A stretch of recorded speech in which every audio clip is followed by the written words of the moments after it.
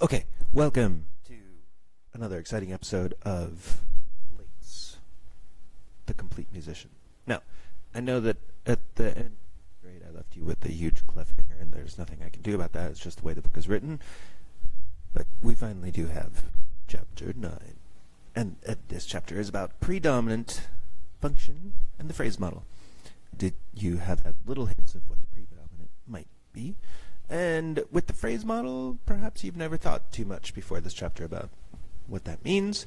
What is a phrase relative to a phrase model? And what we have talked about function versus just a plain old chord, structural versus ornamental harmonies.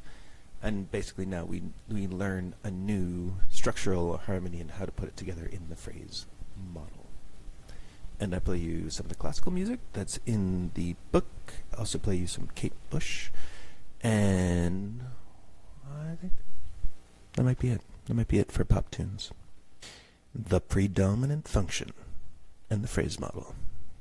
So, predominant function. What's a function? I know you know this. And I give you some review screens on the next couple pages, but a function is a structural harmony. That's either T, PD, or D, tonic, predominant, or dominant, in the phrase model. So, what's a function? Which functions do we have so far? We have tonic and dominant, and now you're learning a new one. Which one are we adding? That's just the predominant function.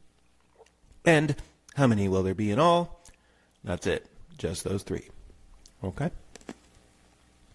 So, the predominant function. Here's a little tune, and let's give it a listen.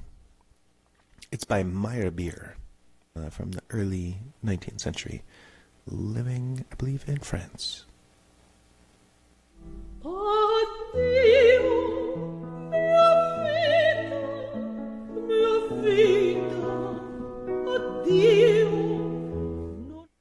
So, just that simple. Something you could hear in pretty much any type of music.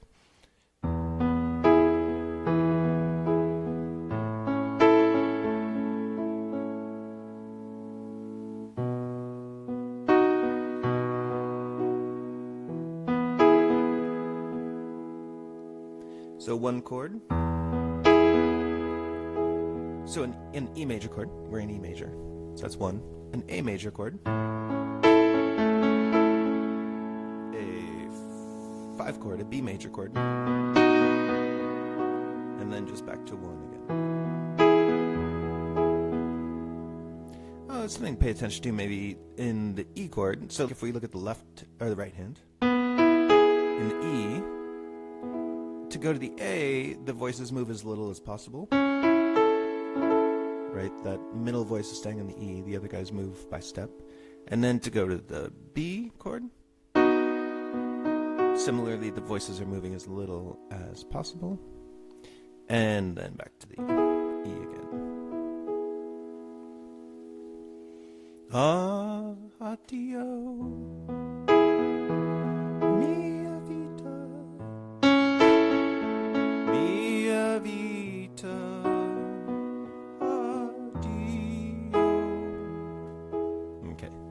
And simple. And you can even do a little melodic reduction on this. Da da da, scale degree 5, da da da, scale degree 6, da da da, scale degree 2, 5, 4, 3. Just to think about which are the most important notes. Okay, let's move on to the next one. But we can see here 1 chord, 4 chord, 5 chord, 1, and then tonic, predominant, dominant, tonic. Beautiful dreamer. Now, I should play this for you first because the version I gave you is a little bit, let's say, creative. You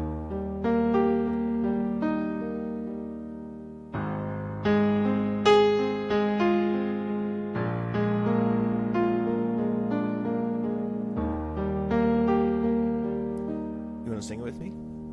Maybe I shouldn't make that a question. Go ahead and sing it with me. I haven't warmed up my voice this morning. I don't know if it's going to work.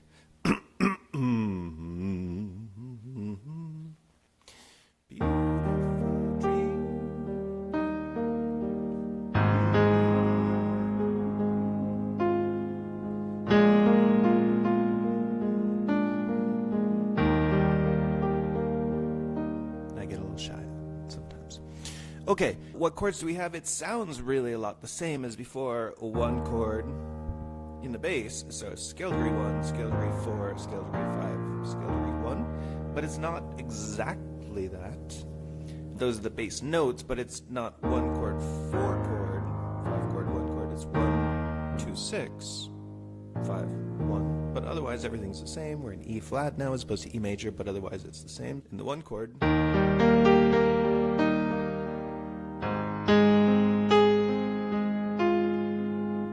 it's only that very last F there that tells you whether that's going to be a 4 chord or a 2, 6 chord.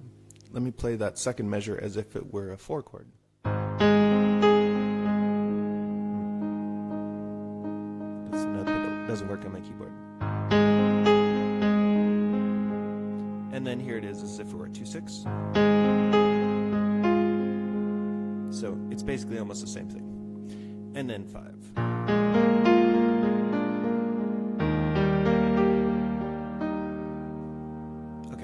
Is the version that's going to be performed by Lola Kirka, and I think it's from a movie called Lost Girls.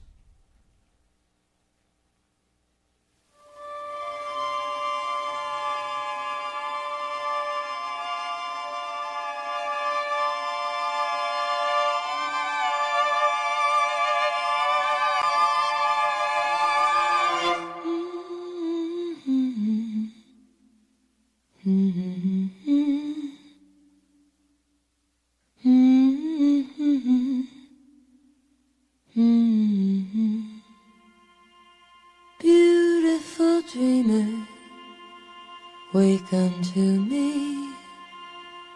Starlight and dewdrops are waiting for thee.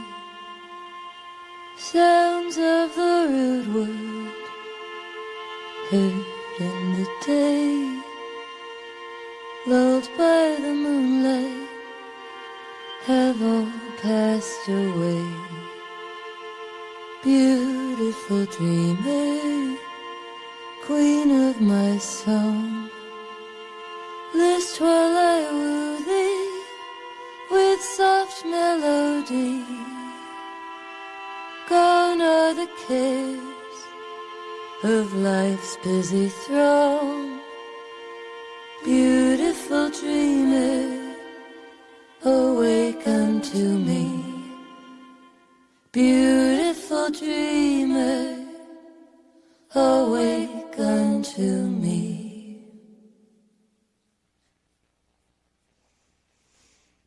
So, I love that. I was listening to a bunch of different versions of this tune to find one that I liked to play for you, and I had a hard time finding some. There's an old Bing Crosby one that I thought was maybe a little bit too hokey. There's a cool Roy Orbison one, but I noticed that even though they're doing the chords, they write the same chords in the upper voices, like in the guitars and ukuleles and stuff like that. They were keeping the same bass note in the left hand. Maybe I should just play that so you can hear what it sounds like. A pedal tone on one.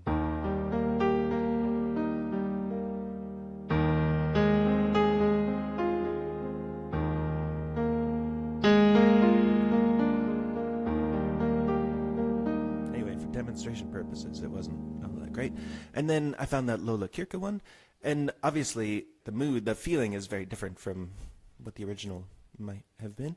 And then even the chords that she's doing a lot of the times with those violins in the background, maybe violas, they're a little bit out of tune, they're kind of spooky, they're pretty tentative. Even when that harmony voice comes in toward the end, it's like sinking down in intonation a little bit. Like there's kind of something spooky going on with just intonation. And then the notes that they're playing are not always, like the background harmonies in the viola violin are not actually playing just chord tones. Like so over the 5 chord, they're sometimes including the ninth of the chord as well, and not giving you a big sense of it being 5. But I still found it. That's a nice comparison. Okay, and then let's also look at Verdi. So all these examples we've seen so far, you've had a 1 chord for a beat, a predominant chord of some sort for a beat, either a 4 or a 2/6, and then a 5, and then a 1. And then this one, we're going to get 1 for a longer period of time.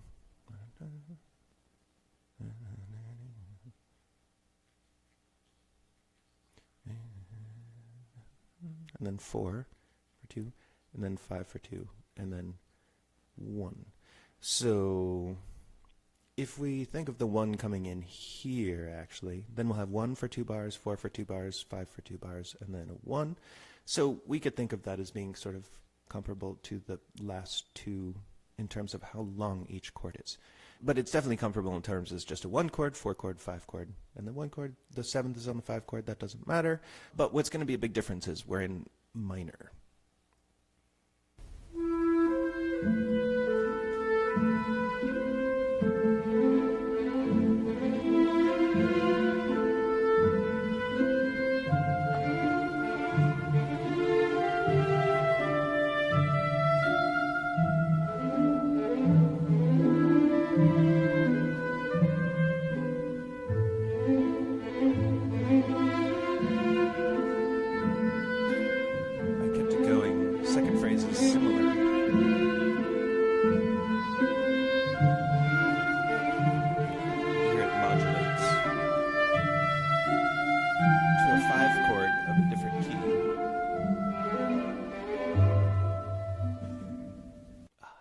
Doesn't resolve. It's pretty interesting. We're in the key of A minor here, right? Even though the key signature is the larger excerpt is probably in either G or E minor, but this one is just in A, so we have a 1 chord for a while. And the first phrase, which is what we have here, ends back on 1 with an authentic cadence, dominant tonic. In that second phrase that repeats it, it starts again here, and then I think instead of the 4 chord, it goes to an F major, but in any event, it goes to a predominant chord in the relative major, and then it modulates to the key of the relative major, which we know relative major of A minor is C major. Just throwing that in there, that's an easy way to modulate, which you'll learn beginning of next semester. But it helps to still think in T, P, D, D, T. So you can think, okay, the first phrase, I'm going to go T, P, D, D, T, all within the key I'm in.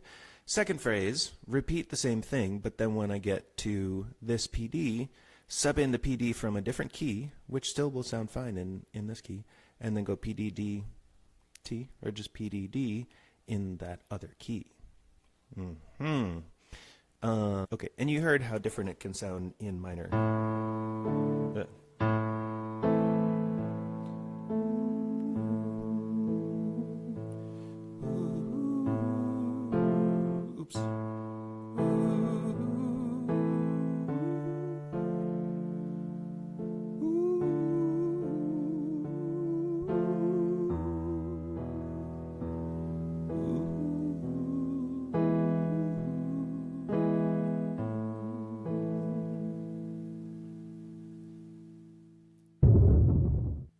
Here's a little bit of review for you.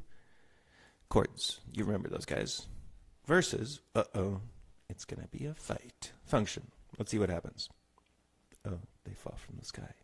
This is the same thing, chord is maybe not the right term, but as a plain old boring chord at the first level analysis versus function at second level analysis. So the ornamental things versus the deep structural things. A chord is a verticality. Notes occurring at the same time that can be given a label. And I think in one of the videos we called this a sausage slice, if you just take a vertical snip of music. Triads, all these chords, we'd have major, minor, diminished, augmented. And we don't really deal with augmented chords until chapter 30 or so. But you still know what they are and how to create them.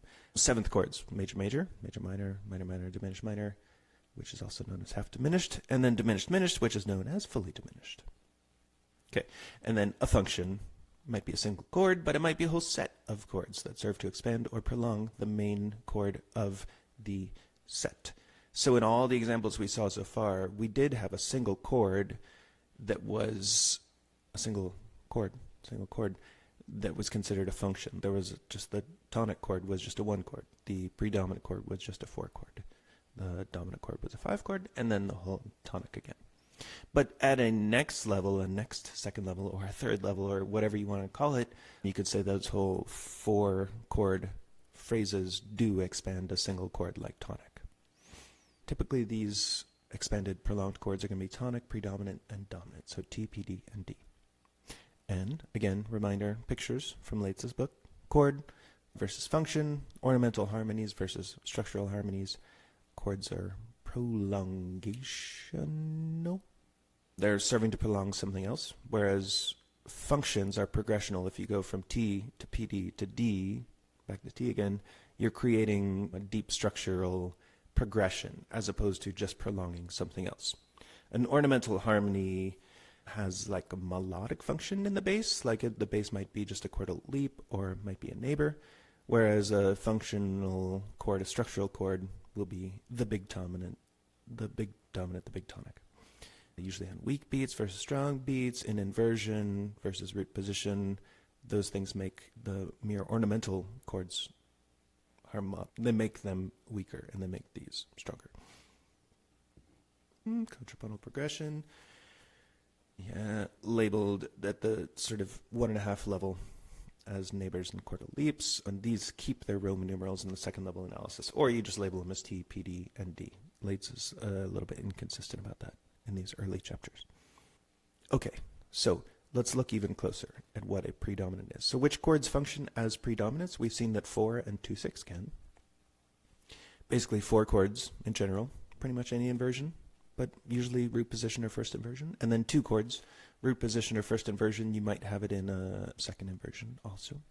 If you were in minor, that the 4 chord is minor and the 2 chord is diminished. How do you know that? It helps to, you can go to the white notes of the piano and just, so think of, let's do white notes of the piano plus with a G sharp instead of G. So we're in A minor, A natural minor. So white notes of the piano purely would be starting on A,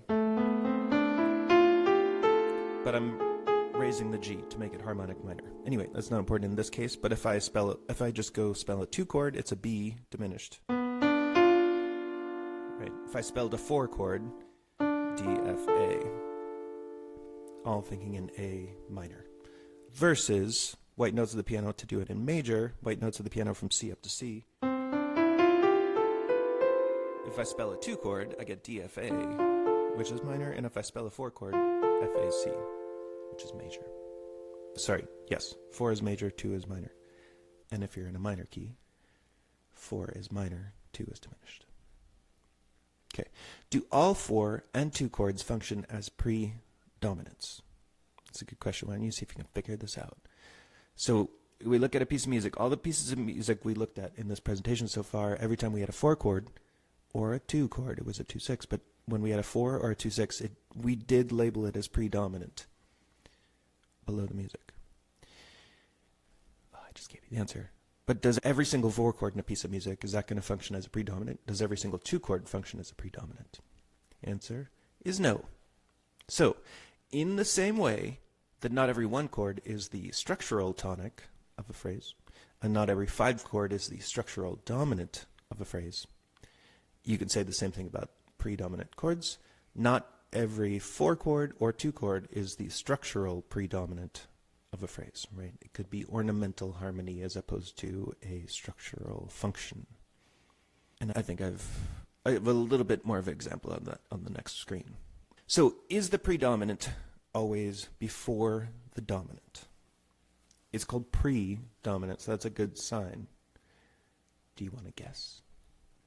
So if there's going to be a PD function in your phrase model, if you're going to elevate, anyway, if there's a chord that's a 4 or 2, and if you are saying, yes, that is in the phrase model, it's important, it's in the big T, PD, D, T progression, if there's a PD, then it is going to come before the dominant. You cannot have a T, D, PD. You can't change the order of predominant and dominant. Predominant, if it's there, has to come before the dominant. So the answer is yes. Is the predominant always before the dominant? Yeah, if there's a predominant, it is going to come before the dominant. So this is a little song I wrote, which I call the function versus chord song. Take 1, because this only has tonic and dominant chords.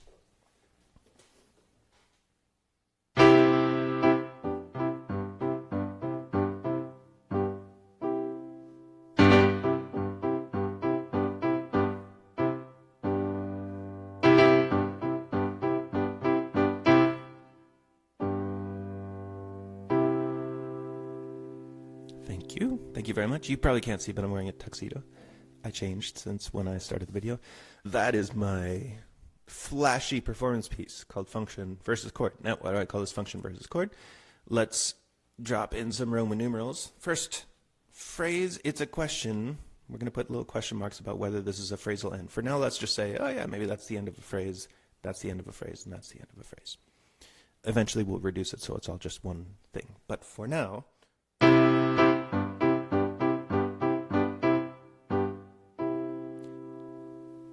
right, since this is a demonstration song, I did try to make it as simple as possible. So I want you to know I am sometimes creative. But this is not intended to be too creative. 1 5 1 5 1 5 1 5 1 5 1, right? And then I just reverse it. 5 1 5 1 5 1 5 1 5 1 5, and then keep going. 1 1 5 1 5 1 5 1. Okay, so this is sort of like there's nothing up my sleeve. I'm not doing anything fancy here. Now, tell me if this is right. I'll give you a hint ahead of time. You should say no, this is not going to be right. Do I want to say that this is tonic, dominant, tonic, tonic, dominant, tonic, dominant, tonic? Do I want to say that those are the functions? That's the structural interpretation of what's going on, not the ornamental interpretation of just the chords. If I do that, so ultimately we're going to not do that, but then we would just reverse it. Dominant, dominant, tonic, dominant. And then for the last phrase, tonic, tonic, tonic, dominant, tonic, dominant, tonic, tonic, dominant, tonic. Okay, boom. We're not going to do that, because we're not saying all those harmonies are equally as important as one another, and that isn't really how you hear this. Ideally, what you're hearing is... Oh, let me go back. So ideally what you're hearing is a phrase on one. Every time you have a 5 chord in there, it's just decorating the 1. And then a bigger 5, 1, 5, 1 there. So we're assuming that there's a cadence there. Let's just put that cadence in. We're assuming that there's a cadence here. This one would then be, okay, if this were a cadence, what kind of cadence would it be? 5, 1 there at the end, and scale degree 5 is in the melody. So it's not a perfect authentic cadence, so it's imperfect authentic. Right? Every 5-1 motion is authentic, but the melody does not resolve to 1 by step, so it's imperfect. Okay, and then the second one, I tried to do a phrase on 5, so I'm starting on 5.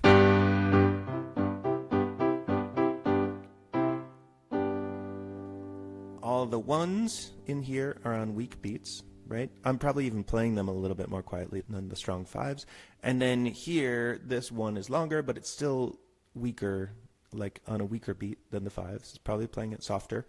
And so you begin and end on 5, and then you end 1 5. So that's a half cadence, if we assume it's a cadence. And then I just went back and repeated the first phrase to get another phrase on 1. And then this is exactly the same thing, 1 5 1 at the end as 1 5 1, and I'm just making it a little stretched out. 1 pause 5 pause 1. That just gives a little bit more emphasis here, so that the biggest 5 chord in the piece and the biggest ending 1 chord are here in that whole several measures. 1, 2, 3, 4, 5, 6, 7 measure piece. We don't count the pickup, so this is measure 1. So if that is a cadence, it ends 5 1, and normally you'd end a piece with a perfect authentic cadence, but I just wanted to keep everything as simple as possible, right? So the melody is the same, because I didn't want you to think I had any aces up my sleeve. Oh, I labeled it wrong. Oh God. It's going to be labeled wrong in all the other slides in this sequence. Just when you know. This is actually an imperfect authentic cadence. Maybe I have to pause it and fix it. Here we go. Wait, I totally just changed that. Oh, yeah, I changed it right. I changed it correctly. Okay, so it's just an imperfect authentic cadence at the end. Now let's look at what functions we should actually put in there below for T, and how do we actually give a functional interpretation if we want this to be a phrase on 1, mostly prolonging 1, and then 5-1 at the end for imperfect authentic cadence, and then mostly 5, and then just ending on 5, and then mostly 1 with a 1-5-1 at the end. So what should that look like? Let's get rid of those two. No, we're not supposed to get rid of those two yet. Oh, God. Okay, so that first phrase, pretend that still says that there's a cadence there. We could treat this as a whole phrase, prolong 1 for a while, and then dominant tonic at the end. Then a second phrase, and then this one's just prolonging dominant the whole time, and that's why this isn't really considered a phrase. But you eventually learn this term. It's called ponte, which means bridge, but it just means a phrase on 5. That doesn't come up a lot, but I like that term. And then at the very end, another tonic, dominant, tonic. But we've gotten rid of these cadences. If we say that this is all just one thing, we could still have these as little, we're going to learn this term later, EPM, embedded phrase models. If this whole thing is one phrase with just one cadence, right? If it has one cadence, it's one phrase. So let's see what that interpretation would be. It would be that we're prolonging tonic this whole time, and then at the very end, dominant and tonic. Now, the important thing to note here is that we did all this. It looks complex, right? It's only 1 chords and 5 chords, and every single 1 chord is in exactly the same position. It's definitely all the same inversion, right? There's always bass notes.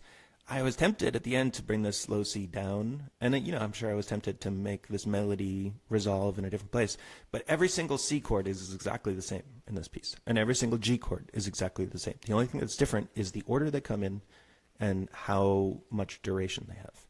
So those, your brain definitely hears those things and like processes the hierarchical role that the chord plays relative to all the other chords. Your brain does something like this, like it knows the Roman numerals, but it doesn't do this middle level where it hears each one as equally potent in terms of its function.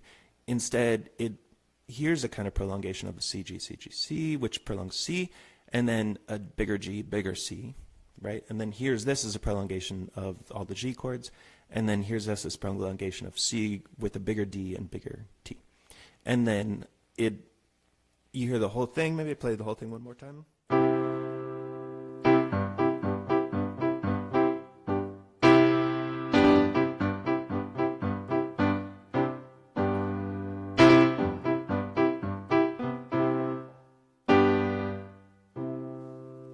So at this level, it's hearing, oh, there's a phrase on, or a little subphrase on tonic, a subphrase on dominant, a subphrase on tonic that ends with your structural dominant and structural tonic. And then it is able to hear that, oh, that's all, even this dominant area is able to express, oh, this is just the dominant area of a main tonic. So this final level shows the interpretation for the whole piece.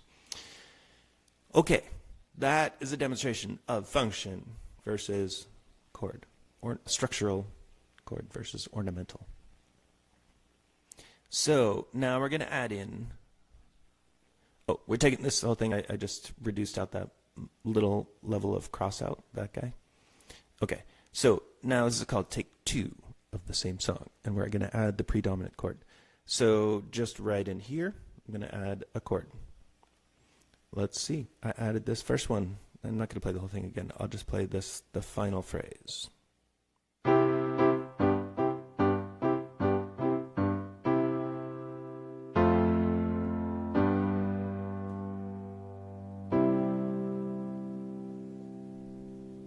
So not too different. I'm just throwing in one additional chord, right? There was just a rest there before.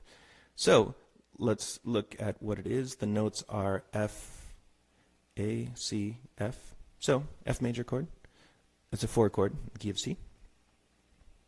It is a predominant.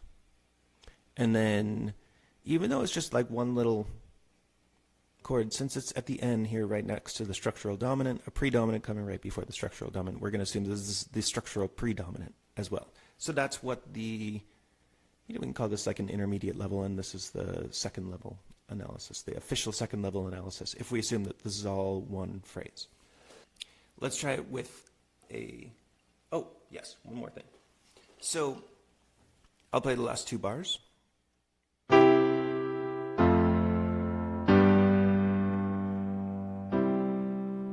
So if I play just outer voices,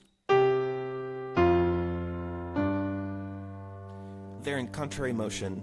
That almost always works to avoid parallel fifths, and we'll see some examples of what would not work, but I'll just do it right now. If I take my right hand up, and I would get both parallel fifths and parallel octaves. So that's why once you're on the 4 chord going to 5 chord, if you think about moving your hands in contrary motion, that usually fixes the potential parallels. So this is something to watch out for. Okay, now I just changed one note at the end. Let's look at the last 2 bars.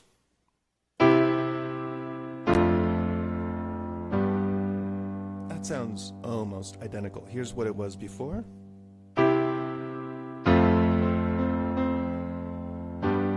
Versus here's what it is now.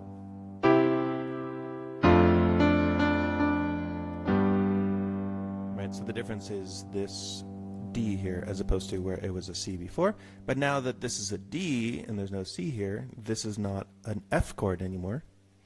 It is a 2/6 chord. It's a D minor chord in first inversion. So, but it's still a PD, still PD at that level too. I will play the last phrase, last subphrase.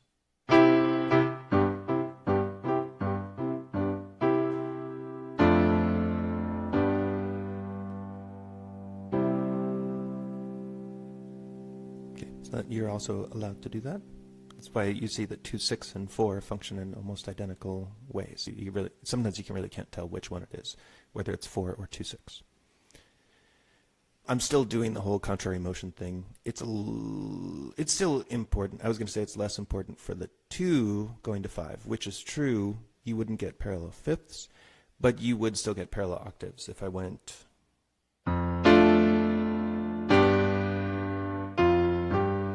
If I did that. So contrary motion in the outer voices is usually a good idea. And now I'm just going to show you same exact chord on the 2, but we can make this a 5. Yeah, same exact chord on 2, but we can make this a 5, 7 in there. Let me play this whole last phrase for you.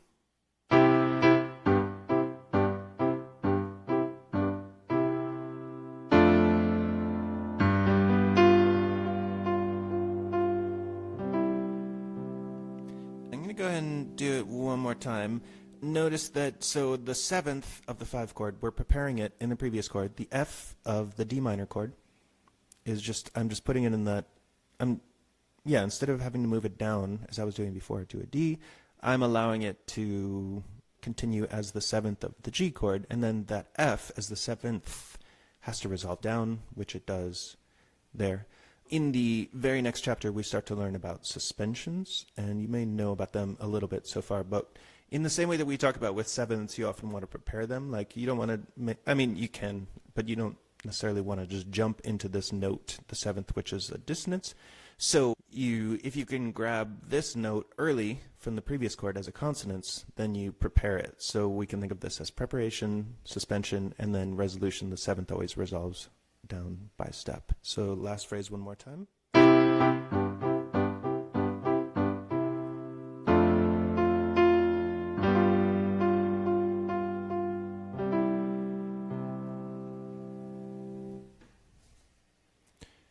Okay, so that little blue line in there shows the preparation. The suspension is on the F, and then the resolution down by step. Okay, now this is an example of a mistake. Check out it here. This is exactly what I'm saying about you want to do contrary motion. That will usually fix things. So we're going back to the 4 to 5 progression. So I'll play the last phrase.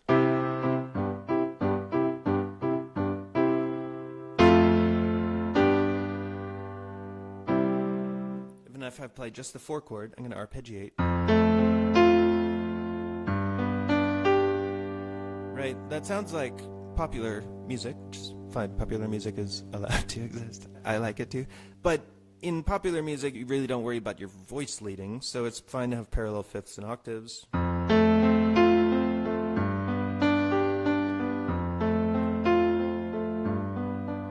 But what you have there is between FC and GD, parallel fifths, and then between the outer voices, F, F, and GG, you have parallel fifths. So that you want to avoid the F going up to G and the F going up to G in the outer voices. That's your parallel octaves, sorry.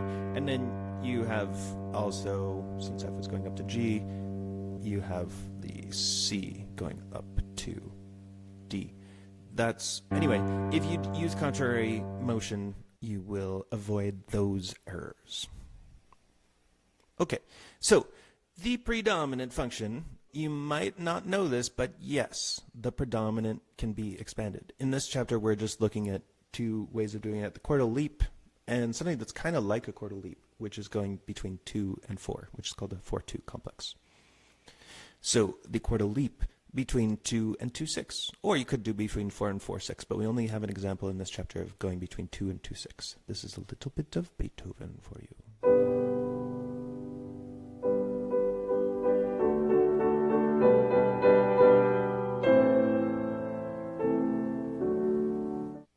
So it's just this little passage at the end. We're on the 2 chord. 2 is going to go to 5, so it's predominant. But then within the 2, you go from an A minor chord in root position to an A minor in first inversion. So just a chordal leap in the bass. That's how you expand 2.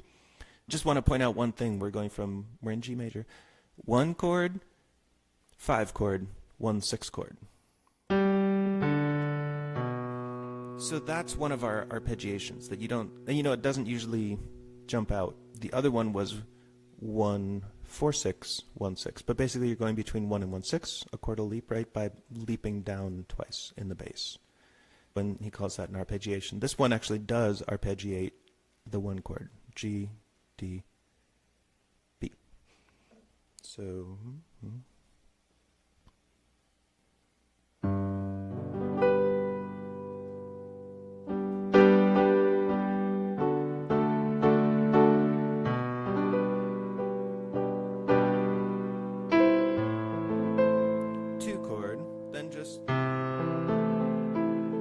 Exchange in the outer voices that allows you to just move within the chord to give it a little bit more variety, and then to 5. And you can see at the longest level, this 1 5 1 6 arp is just an expansion of 1, and then this 2 to 2 6 chordal leap is just an expansion of PD, so expansion of tonic, expansion of predominant, and then dominant at the end.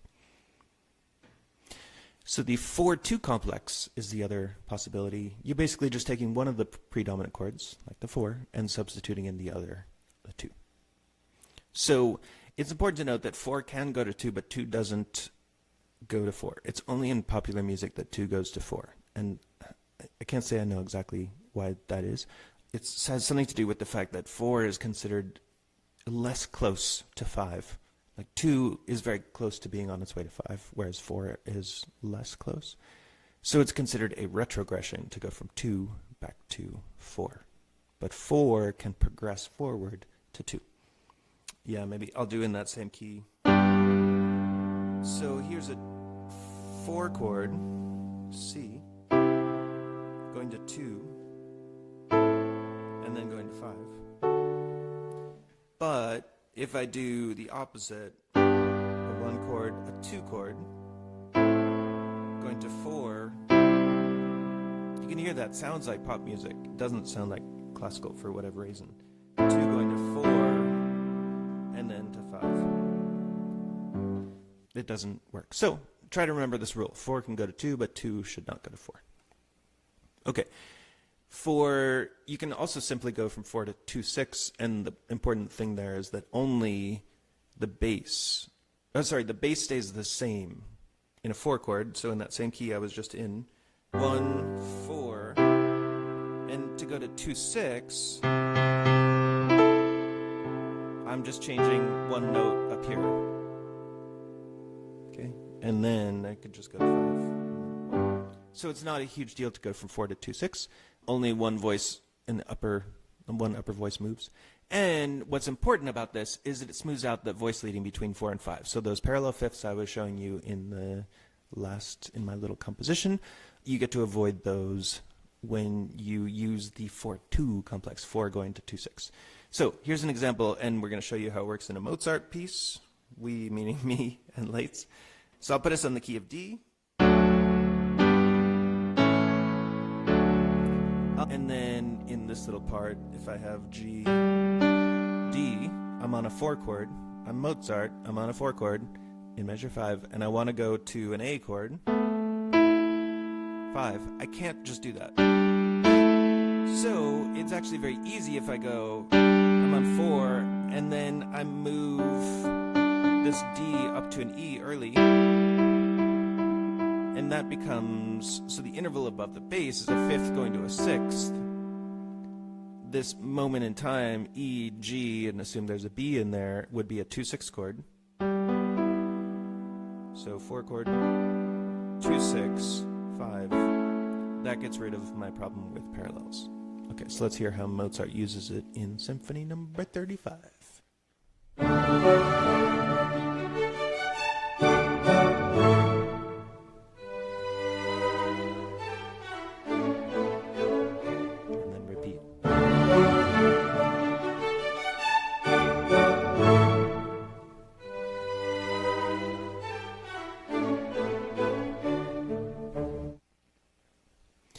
Okay, so then the only difference here is that he's throwing in a D sharp as a passing tone. So if I play what's in the left hand here.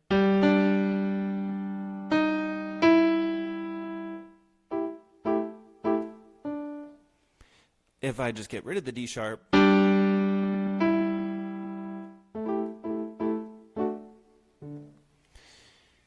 right, so you can think of that D sharp as a chromatic passing tone, which you learn in the next chapter. And then one other thing I'd like to point out here is the second level analysis tonic for these 4 bars.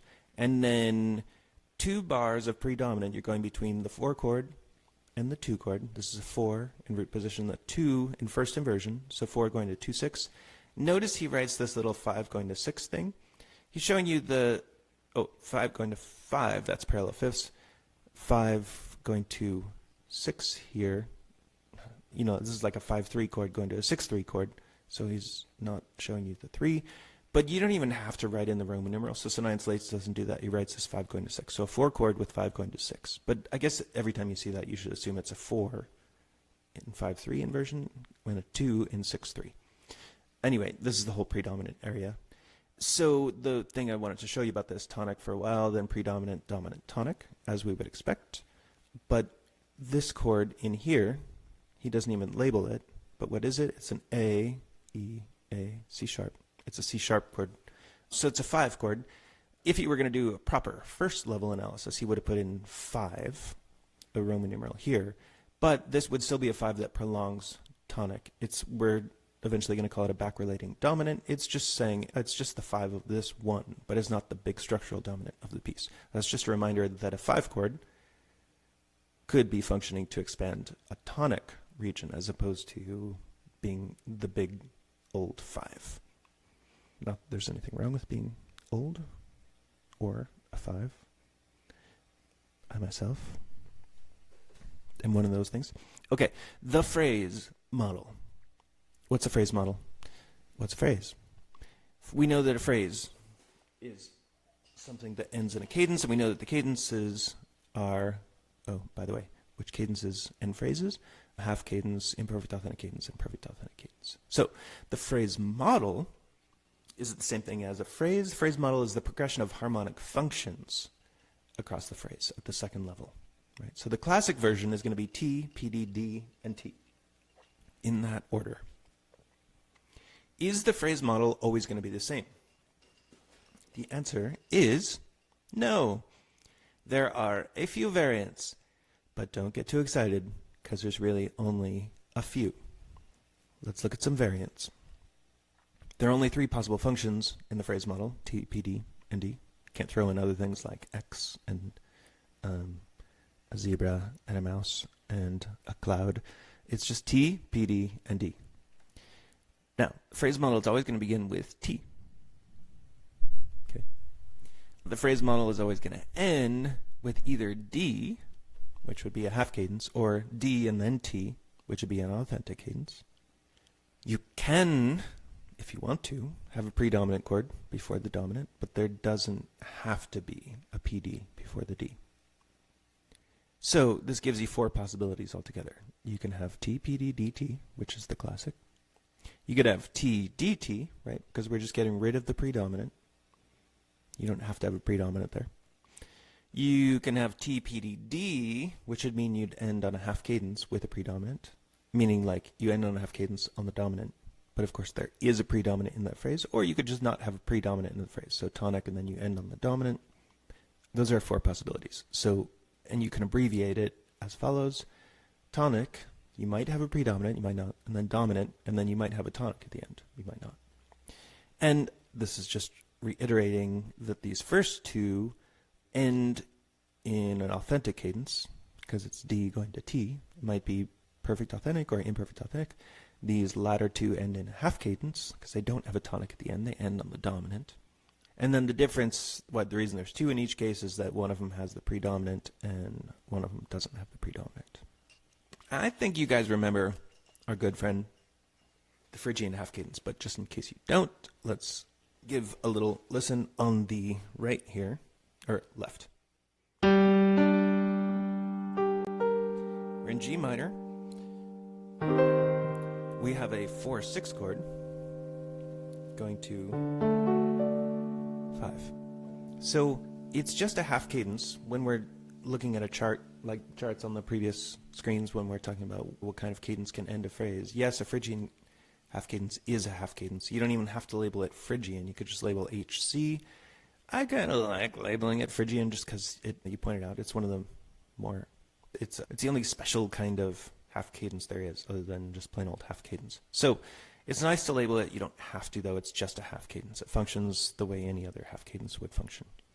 So in this case, this is all the way still on the left, the simplest possible version. You know, you've established 1 for G minor, and then toward the end of the phrase, you go 4 chord and then 5 chord. And it's just that the 4 chord's an inversion, and we're in minor, so that gives us 4/6 going to 5. And notice that the bass goes scale degree 6 in minor, so otherwise known as flat 6 going to 5. If in La bass minor it's, and then here's La for our tonic, so, or flat 6, 5, and then 4, 5 in the top voice, otherwise known as Re, Mi, Fa, Fa, Mi. So you do typically have, you don't always have it, but in the Phrygian cadence, also in the right hand, you do tend to have scale degree 4 going to 5. You obviously can't do scale degree 6 going to 5 up here, because you would have that in the bass, and you would get... So the voice leading is sometimes tricky around here, but if you do put scale degree 4 going to 5, if you put contrary motion in the upper voice, you're going to be fine. Okay, so let's hear it in a Bach piece. It's the recording you're going to hear is slightly more decorated than what's here, but I'll play it afterward.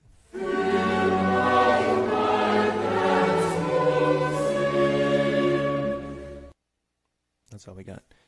The soprano, oops, well, that's not oops, they're just in a slightly different tuning than we are.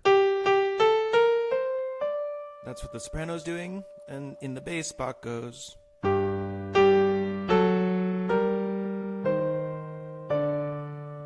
So you can see he must have read this book, because he does scale degree 4 going to scale degree 5 up here, and scale degree 6 down to scale degree 5, so that's contrary motion. And then he is harmonizing those chords, not just scale degree 6 going to 5, but he harmonizes this as a 4/6 chord going to a 5 chord. So... And in here, he says, like, oh, I got 1 for a while. What should I do? I could just sit on 1, going, and then, but of course he doesn't do that because he doesn't want to sit around and waste time. So he puts in, there's an octave leap just at the beginning, and then with this passing tone in the melody, he's harmonizing it with a neighbor in the bass.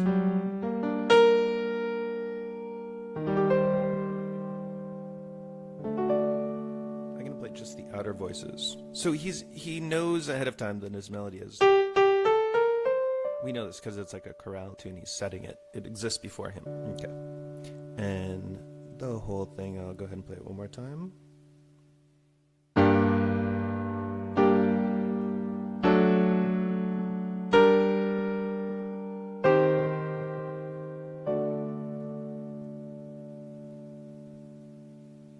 And that little neighbor idea, 1, 5, 6, 1, is prolonging tonic, and then you get 4, 6, and 5, and predominant and dominant.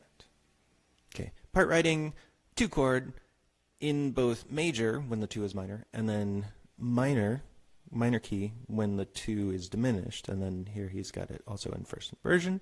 But he's pointing out to you that you shouldn't really use the diminished chord, diminished 2 in root position. So you do see it sometimes, but it's a good general rule to avoid using diminished 2 in root position, and when you have diminished 2, put it in first inversion. That's why you see 2/6 more commonly than you see just plain old 2, especially in minor. So here he's showing you in major, and it's fine. So we're in G major here, and then 2 in root position, and to 1. 1, 2, 5, 1. That's fine. If we do the same thing in minor, we're in G minor here. I kind of like it, but you're not really supposed to have the root of the 2 diminished chord in the bass.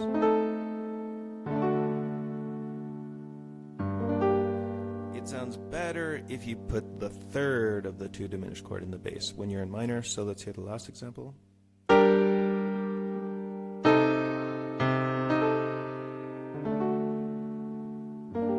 That last one does at least sound more classical. That's with the, so I'm playing on the right, letter C, but if I did put the root in the bass, it sounds a little bit less classical. It sounds more classical if you put the C in the bass, the 3rd of the 2 chord. Okay.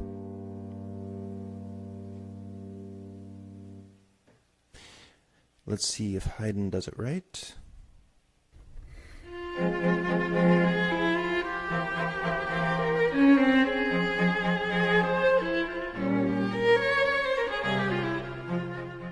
Hey, good job, Haydn. So he's in F minor. He has a 1, 5, 6, 5, 1. Note that that's a neighbor structure, prolonging 1.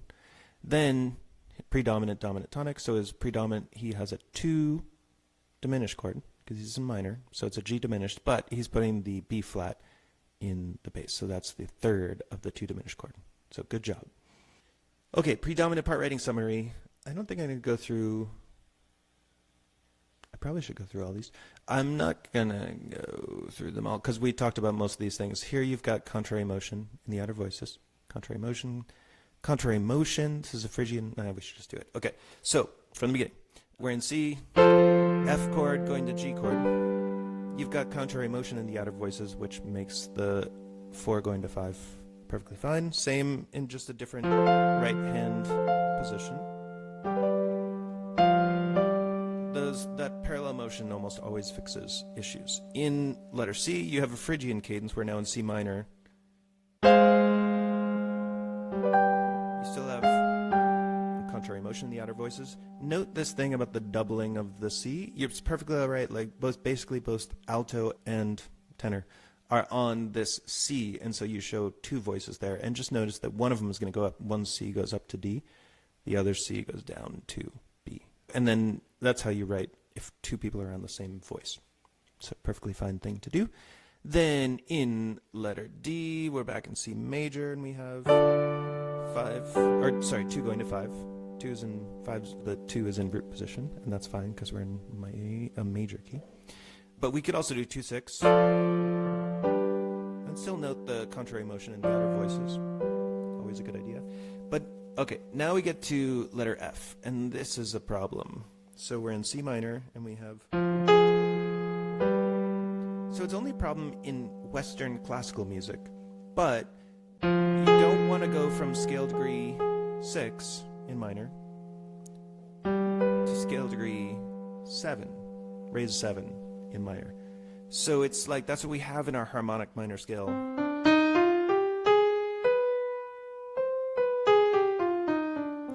But we really do tend to avoid that in melodic writing in Western classical music. So instead of going, you can't really go from scale degree lowered 6 to scale degree raised 7th, because it creates an augmented second. From any A up to any B is a second of some sort. This is an A flat to B natural. That's a 3 semitone second, which is augmented second. And it ends up sounding weird. So instead, scale degree 6 should go down to scale degree 5. And how then do you get to scale degree 7? Well, you go up above and come down to scale degree 7 from above. So in a 4 chord, going to 5, you could do that. Or 2-6, going to 5. That's what those examples are. Okay, and then this shows you that's what I was saying. Avoid augmented second in one particular voice. You know, if this were the alto and this were the soprano, it would be perfectly fine. So, same thing in this guy in letter G. He's showing you mistakes here. So you're not supposed to do that.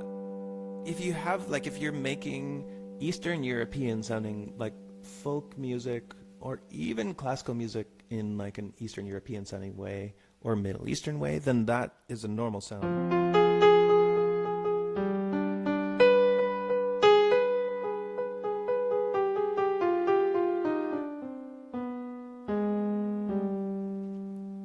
Okay. So what do you do? And then you also have this problem in the bass here of the parallel fifths that we saw before. So again, playing this example, letter G. So you got two issues there. So we know that we could actually do the 4-2 complex there by going up to 2-6. But here Late shows you a different solution. I gotta go back so we can see it. If you just do contrary motion, that fixes it as well. Bass is going up, so you're going down in this voice, down in that voice, and that actually fixes your issues. Notice you're coming down to the leading tone, just like he's saying here, come down to the leading tone from above instead of trying to come up from below, if you're in minor key. And just to point out here, this is what you're not supposed to do. It says no. Whereas this, he says, okay, you can do that. It says avoid this, but this is good and this is good. Yeah, avoid parallel fifths. Okay, so we are almost at the end. And this is our introduction to the Kate Bush song that is it's an amazing song based on Wuthering Heights, the novel. So, in the phrase model, I know I've restricted you quite a bit by saying the order has to pretty much be the same. TPD, DT, you can get rid of the PD, you can get rid of the T at the end. But that's about all you have in choice. But you have a lot of flexibility in timing. And of course, you know, the way that I'm only joking about the restriction here because it's like saying in a sentence, like you always have to have a subject and a predicate. All sentences have those things. There's no limit to... There are limits placed in the complexity of what you can do in a sentence, but there's no limit to the number of possibilities within a given sentence. Like it's an infinite amount of complexity, even though there are like large-scale restrictions, like you have to have a subject and a predicate. So that's what's meant here. So I am being sort of tongue-in-cheek to say like you're being super restricted. But let's look at how the timing can vary quite a lot. So this is a little figure that Leitz gives you in the book. And he's just got 4 different models to show you the timing. So the examples we saw toward the beginning of the book, you had the tonic for a bar, and then predominant for a bar, and then dominant for a bar, and then tonic. Then, I don't know that we've seen one yet with model 2, but let me just do it. So, 3, 4, 2, 2,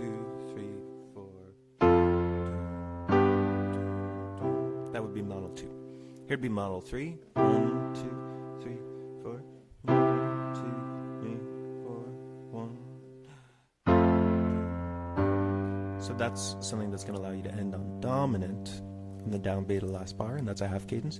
And then you can even hold the tonic for a much longer time. 1, 2, 3, 4, and 2, 2, 3, and 3, 2, 3, 4, and then that gives you a half cadence also. So 2 things to notice here. One of them is like these, where the predominant and dominant come in is variable. And the more important thing is that if you're going to expand something, you almost always expand tonic, and then predominant and dominant can come like even farther and farther toward the very end of the phrase. So let's see some examples of different timing. So model 1, we could have looked at one of the examples we already looked at, but this is a new one from the book, and it's got 1, 4, 5, 1. Each one get a whole measure. So this is from Haydn's string quartet called The Frog.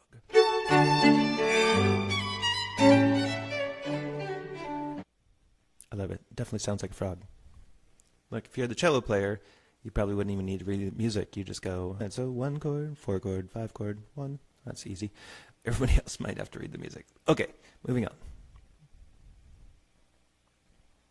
Oh.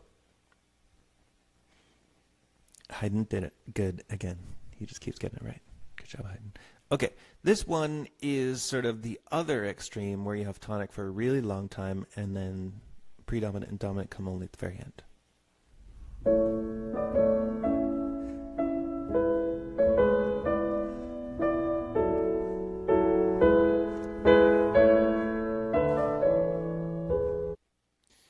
Now, just for fun, listening's sake, I'm going to play it for you again.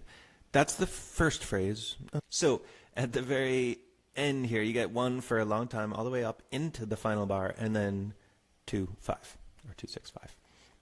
Then Mozart's going to repeat that phrase, but what you're going to hear is, I think he's going to go 6 chord, 5, 6, 1, and then predominant, dominant, tonic. So basically he's going to move these things around. You still get PDD, but you get PDD earlier than the last bar. I think you get PDD in here, or at least in here, and then you get tonic there. So you're still going to have T, PDD, but for the second phrase, it's going to be T, PDD, and then T around here. So give it a listen. This is going to start with the first phrase, and then you'll hear the second.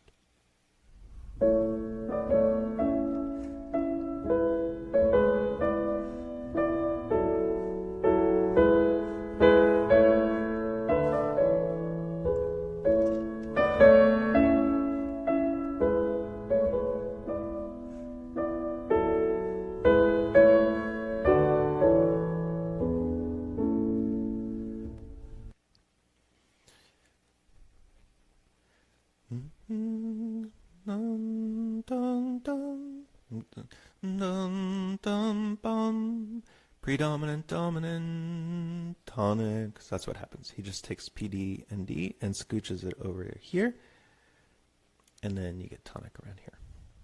Okay, last one. This is from Schubert.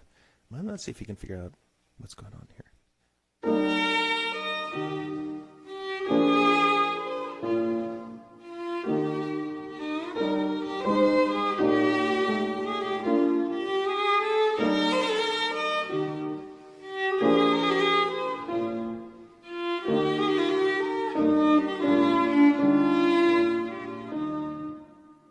That's another one where I gave you both phrases. Leitz only gives you the first one, and they're just subtly different. But in the first one, you start with a chordal leap on 1 in the first bar, and then a chordal leap on 5, 5, 7. And then 1 chordal leap,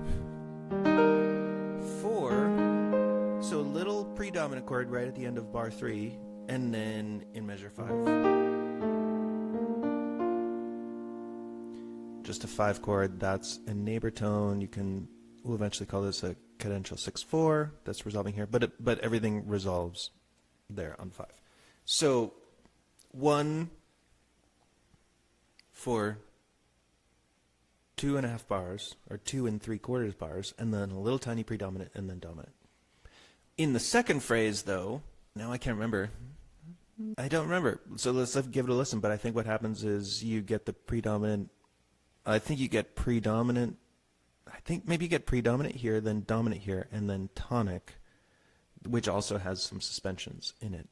But so same idea. You take the PD and D and just scooch it over to the left a little bit, and then you end, instead of ending on 5, you end on 1. So let's give it a listen. Oh no.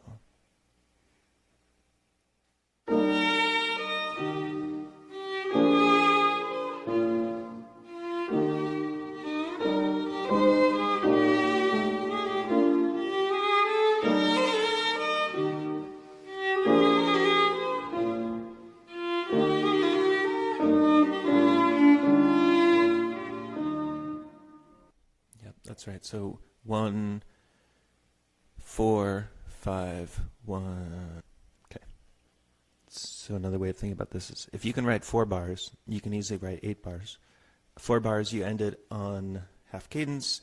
For the next 4 bars, you repeat the same thing and just like scooch your predominant and dominant over a bit this way, and then end on tonic. Okay. Now, so here's a counter example. This is from Kate Bush. This song's called Wuthering Heights. It's really, I don't know, it's a pretty amazing song.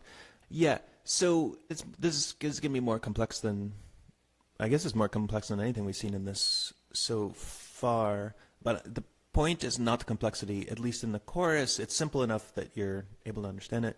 But it's just that she does a T, P, D, D, T, but she does not do the classical thing, which is to expand the T the whole time, most of the time, and then have a little P, D, and D toward the end. There's really a ton of emphasis on the PD. So it's unusual in that way. And I always think of it as, it's funny because I can actually just show you this. With my, down here, oh, I don't have the thing where, okay, I'm going to pause this. Okay, check it out, ready? So we're going down to the dock. And then in the dock, if I mouse over these guys and they get bigger, right? And then when I mouse away from them, they get smaller. So, like, imagine tonic, predominant, dominant. Usually, if one's going to be bigger than the other, the tonic is the biggest. But what Kate Bush does is basically spend a bunch of time on the predominant chord. She emphasizes it, she even syncopates it, and it's bigger than both the tonic and the dominant. And so that gives this, like, very different feeling. It's partly because it's pop music that it works, but I don't know, but it also has something to do with, okay, I think we should just go ahead and listen to it. So let's listen. I'll play you the song from the beginning. There's an intro, and then on the next page I give you chords, and then we'll listen to, I'll give you the intro, pre-chorus, and then chorus, and then we'll go to the next page and we'll listen to that much again where you can look at the chords. For now, just enjoy, pay attention to sort of like the feeling tone that you get.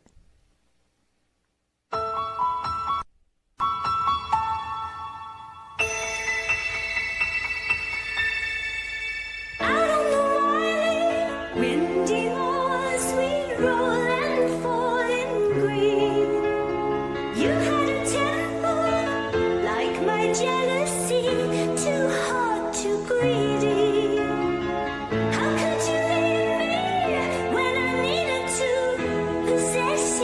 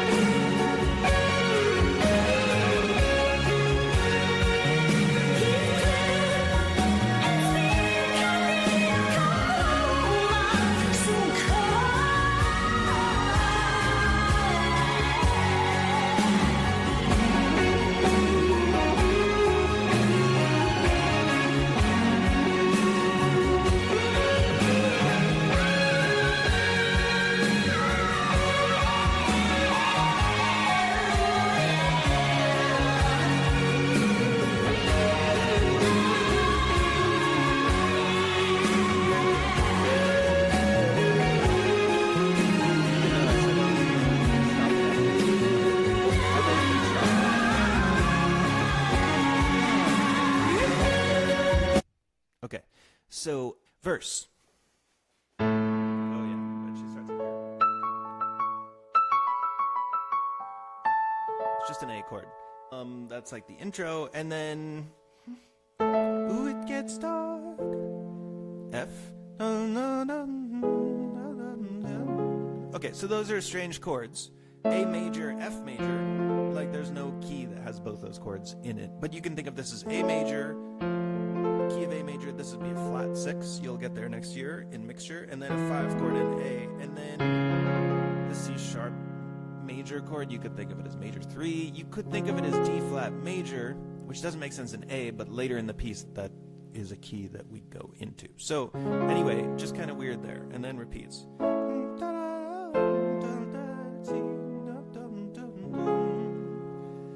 Okay, and then to G major.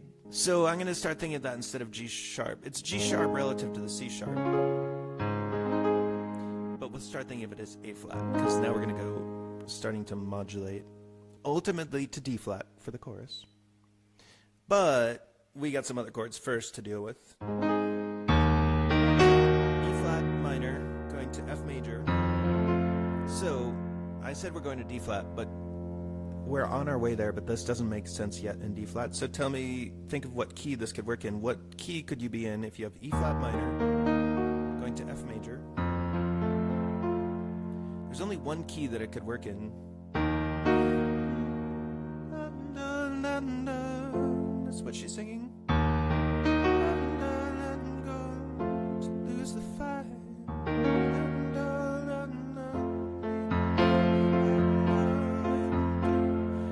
She doesn't go to the tonic that this is calling out. The tonic, if you figured it out, E flat minor and F major, there's only one key it could be in. It's B flat minor, which would go to here. So E flat minor would be 4, F would be 5, going to B flat.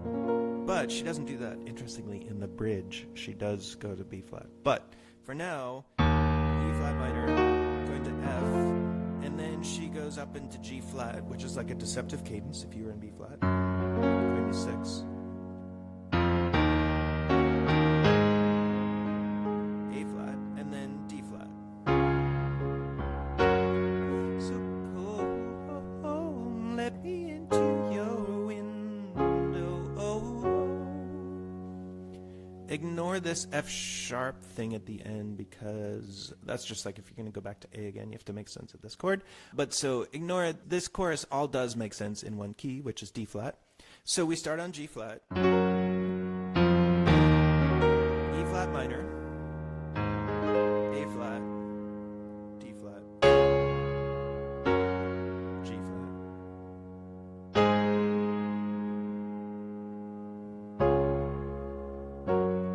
So in a sense, it's really simple. It's just a 4 chord, 2, 5, 1, 4, and then 5, and then 1, oops, sorry, 1, and then 4, and then I'm just looping back again, 4, 2, 5, 1, 4, 5, 1, 4. So what's so it's interesting that it's only tonic, dominant, and predominant chords, right?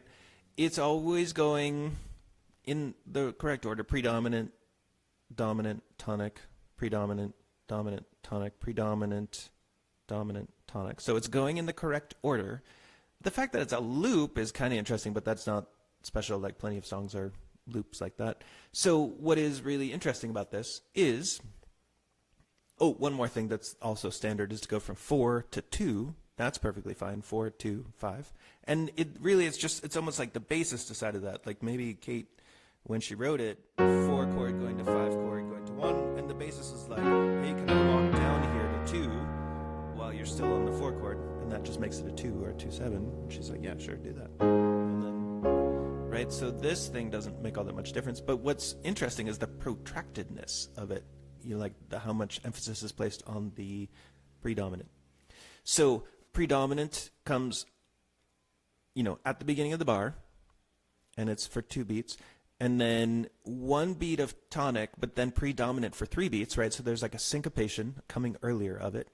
Then dominant for 1 beat, tonic for 1 beat. Predominant comes earlier than this, so there's actually predominant. It's syncopated. It's like doubly syncopated there, coming in there, anticipating this. So there's 4 beats of predominant there, and then only a little bit of dominant and tonic, and then predominant again. It's like syncopated by 1 beat. You could say it's syncopated by 2 beats there. So Heathcliff, it's me. Oops. Heathcliff, it's me, Kathy, coming over. So go, let me into your window. Oh, Heathcliff, it's me, Kathy, coming over. So go, let me into your window. Okay, so just in terms of duration of chords and where they fall in the measure, it's emphasized. And then there's one more thing to pay attention to there. And I wish I'd written it out this way, or additionally, but I didn't. But the drums are going...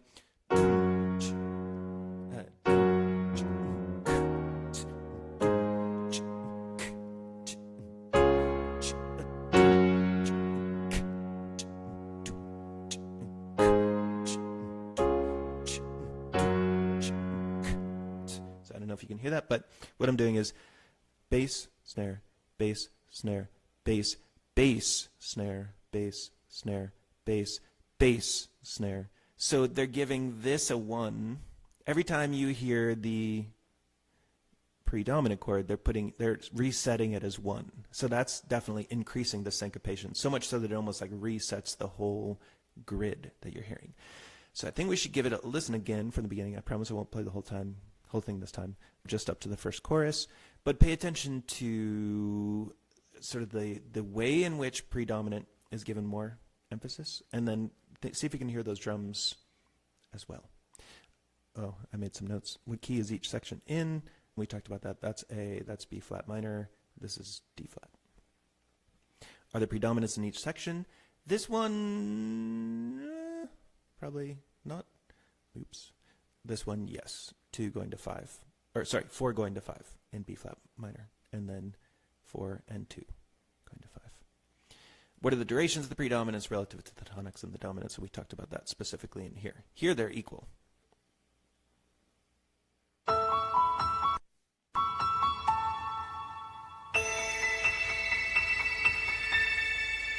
Out on the wily, windy moors we roll and fall in green.